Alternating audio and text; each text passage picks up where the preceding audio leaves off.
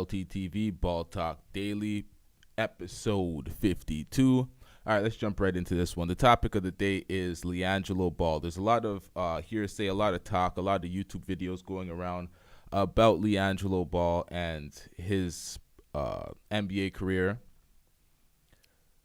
If he has an NBA career, is he signed? Is he waived? What is going on with LiAngelo Ball? Okay, so I got two reactions from two credible or somewhat credible, we would say, out of the YouTuber space, DKM and LNH. They don't usually put out gossip, bullshit news about the Ball family. Generally, what they put out is accurate. So we're going to get some of the information of what's going on with LiAngelo Ball from these people, because generally the sports media covers this type of stuff, but for some reason we're not getting clear-cut coverage from the NBA media. There's a lot of misinformation. So let's get into this one. Because they lied to you. They lied to you about LiAngelo Ball and Mac McClung. There's a ton of misinformation going on right now, a ton of hate crossing paths, and we're going to break it down and really clear the story about the entire mystery of these two guys. So let's get right into it. But if you do like these type of vids, just please like the video. Now, LiAngelo Ball, of course, very recently, he just got signed to the Charlotte Hornets. Now, what we saw initially, now, this is YouTuber LNH. This is his video, and then we're going to get into DKM's video. Was that he actually got signed and was going to be able to go into the draft for the NBA G League, which would give him a shot at actually playing for the Charlotte Hornets. Now, we've heard time and time again how positive the Charlotte Hornets have been about LiAngelo Ball. They pretty much said that the coaching staff and everyone was very impressed with how he was actually playing, and he actually finally got that opportunity when we saw that instead of going to the draft, they signed him. But a lot of people have been seeing the headline and even commenting it under my vids, saying that LiAngelo Ball was just waived. And yes, that's true. But we have to break it down. What does waived actually mean, and what is going on? Seems like we're getting some disturbance. I don't know if it's smooth for y'all, but we're going to continue it. With Jello. Now let's take a look at this image right here, which will clear a lot of things for everyone.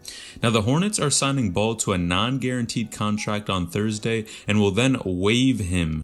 A source with direct knowledge of the deal told The Observer. The move is being done so the Hornets can retain Ball's G League rights, clearing the way for him to potentially play for the Greensboro Swarm. So you guys see, he is still playing for the squad. He was waived. He was not kicked off the team, fired, whatever you want to call it. He was just waived. And this is just so that they can have rights to him. Now, in this case, a lot of people have been saying he was done. And even when I saw the headline at first, I thought immediately, this makes no sense. How could this dude just sign one day and then get waived the next day? It's almost like, one, there's a glass ceiling on the NBA G League and they are not trying to let Jello in, or there's really just somebody out to get him, because at that point I was going to honestly say, man, there's no way that this could happen. Somebody is messing with me. There has to be fake tweets out here or something, but they're actually true. But that is really the real reason why all these things are happening with Jello.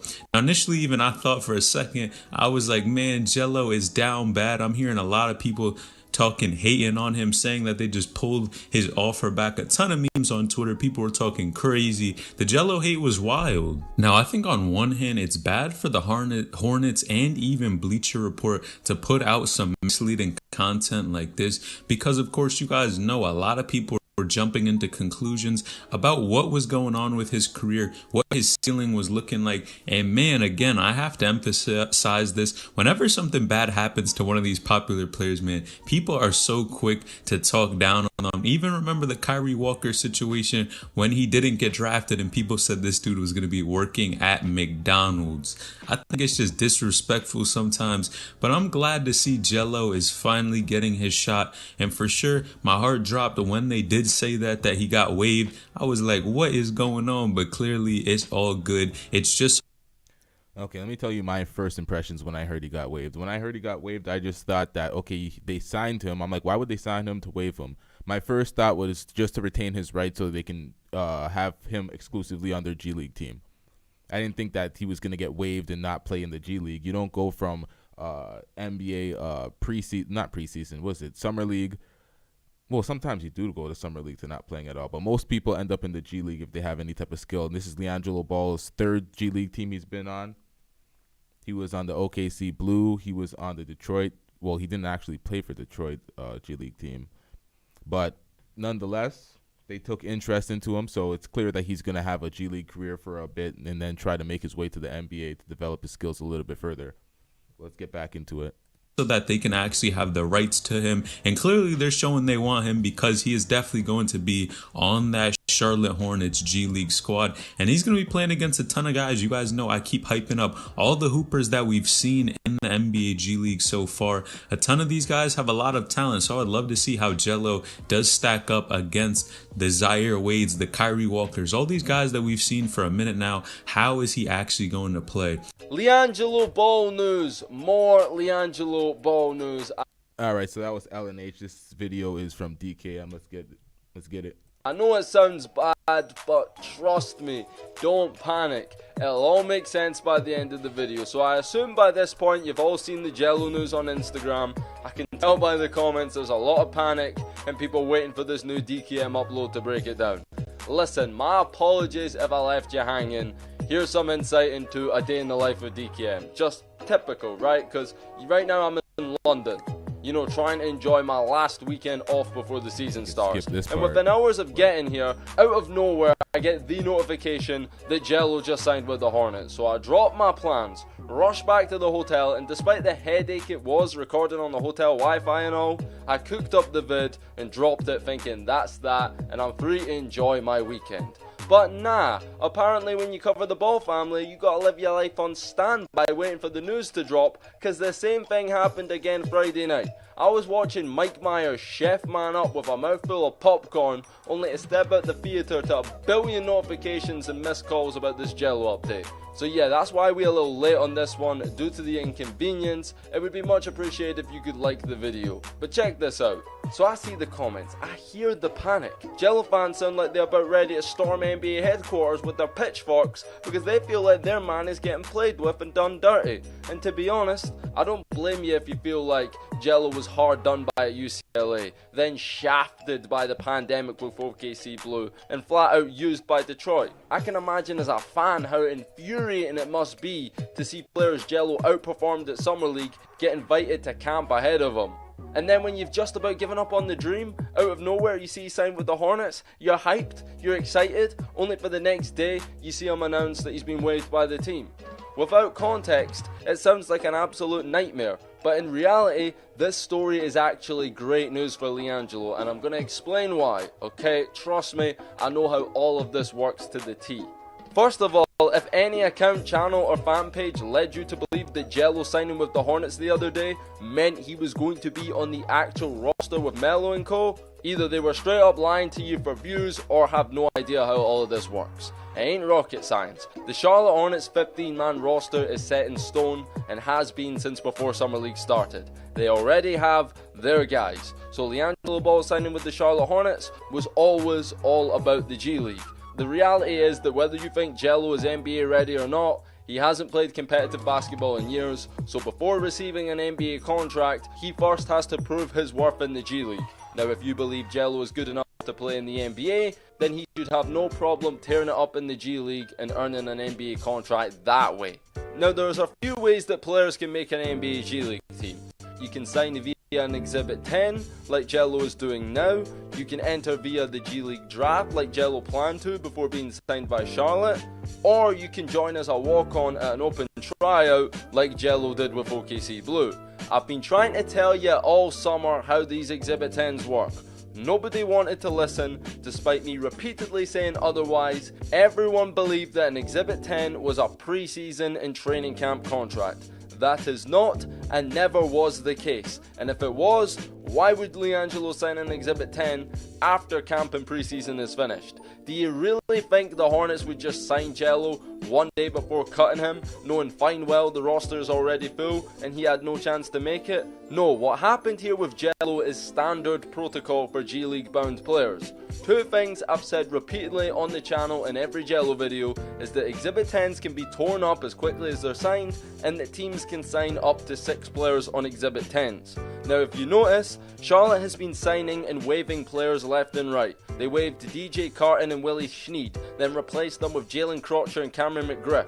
They waived those 2 guys and shortly after replaced them with LiAngelo Ball, who they waived today. That's 5 players right there that were all signed on Exhibit 10s for the same reason. Because while the Hornets roster is full, they want to keep these guys involved in the organization, develop them in Greensboro, and potentially sign some of them to the main roster in the future.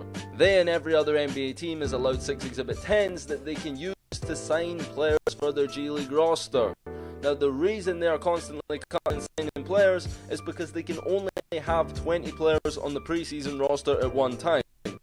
So in order to use their 6 Exhibit 10s, they need to cut the guys once they acquire their G League rights and sign other guys to attain their rights. So unless they receive a better contract for another team, not just LiAngelo, but all of them other guys that got cut, from Willie Snead, DJ Carton to Jalen Crotcher, you can expect all of them to start next season on the Greensboro Swarm. Now, in regards to anyone wondering about that whole Having some disturbance, let's get back into it. situation regarding the BBB shoes, you've now seen how quickly Exhibit 10 contracts can be signed and waived. And you know, based on LiAngelo's decision to enter the G League draft this week, that this new agreement was last minute. Because if he knew all along that the Hornets planned to sign him, 1, he wouldn't put his name in the G League draft, and 2, he wouldn't be repping another franchise on IG.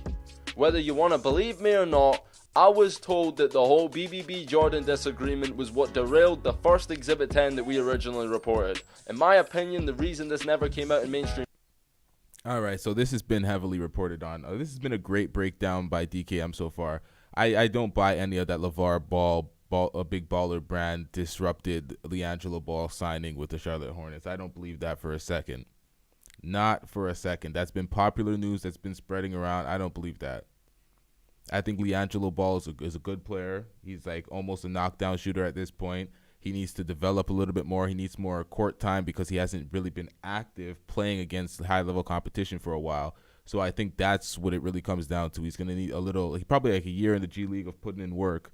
And if he plays well in the G League, he will definitely be on an NBA roster. But I do not believe it has anything to do with the big baller brand thing that he's about to get into. So let's get into that. Media is because nobody within the Hornets organization wants to address it publicly. Let me pull it back a little First bit. Exhibit 10 that we originally reported. In my opinion, the reason this never came out in mainstream media is because nobody within the Hornets organization wants to address it publicly. Because by going public with this story, they'd be dragging LaMelo into it, because it involves his family. And the last thing the organization wants to do is engage in a public back and forth with the father of their franchise player. Let's call a spade a spade. If the Hornets said anything negative about LeVar or his brand, you know fine well Big Baller would respond publicly, and the whole thing would just be a huge distraction going into the season. At Media Day a few weeks ago, when head coach James Borrego was asked why LiAngelo was cut, notice how he raved about LiAngelo's basketball ability and performance in Summer League. He made it clear this was not his decision, and that reporters should ask Mitch Kupchak, the general manager, why LiAngelo isn't on the team, because he manages the roster. Weeks have passed, preseason is finished, and Mitch Kupchak has not once held a press conference, interview, or nothing. I assume the reason for that is because he was trying to avoid the media until the season started, when all that LiAngelo stuff would be old news, as reporters are less likely to ask LiAngelo related questions during camp and preseason when there's not as much to talk about. Now, what I think happened was, for whatever reason, the organization and LiAngelo came to some kind of agreement. They maybe decided that LiAngelo would generate great business for the G League team, perhaps Melo was pushing for it behind the scenes, or maybe LiAngelo just agreed to not wear the BBBs. Who knows and who cares? Everything came circle as we all originally expected. LiAngelo is G League bound, he's going to play for the Greensboro Swarm, and we'll be covering every dribble of it exclusively right here on the channel. Okay, shout out to DKM for that coverage. I'm probably going to be checking that for information on what's going on with LiAngelo in the G League. But yeah, that's pretty much his journey wrapped up right now. There's a lot of misinformation, a lot of people talking shit on their social media platforms and their YouTube. There's a lot of clickbait and hype grabbing that's just going on. But for the most part, it seems like he's just G League bound.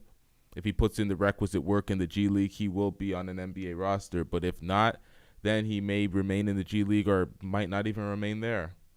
NBA is very merit-based. When you hear all this bullshit about the big baller brand has influencing in him not being on an NBA roster and LeVar Ball's getting in the way and blah, blah, blah, that's all cap. Ain't nobody got time for that. That's all cap. He just needs to put in the work. He's a good player, but the NBA, the competition is stiff. Pause. It's not an easy task. He's gonna have to put in the work. He's gonna have to show the talent, the worth, the points per game. He's gonna have to do all of that in the G League. He's gonna have to shoot a high percentage from three because he's not really he's not a LaMelo type of player where it's handles and passing ability and none of that. He's strictly scoring the ball. I wonder how his post game is going to be in the NBA, but he established a decent post game in high school. So I don't know. We'll see. We will see if he gets on an NBA roster, but we're all rooting for all the Ball brothers to get in there, just the way the Antetokounmpo brothers all got in there. Pause. Yeah, we're gonna wrap it up though. Ball Talk Daily, episode 52. Make sure you subscribe on YouTube. Make sure you subscribe on Apple Podcasts, Spotify, Google Play, or wherever you consume podcasts. Anchor as well. Yep, we wrapping it up.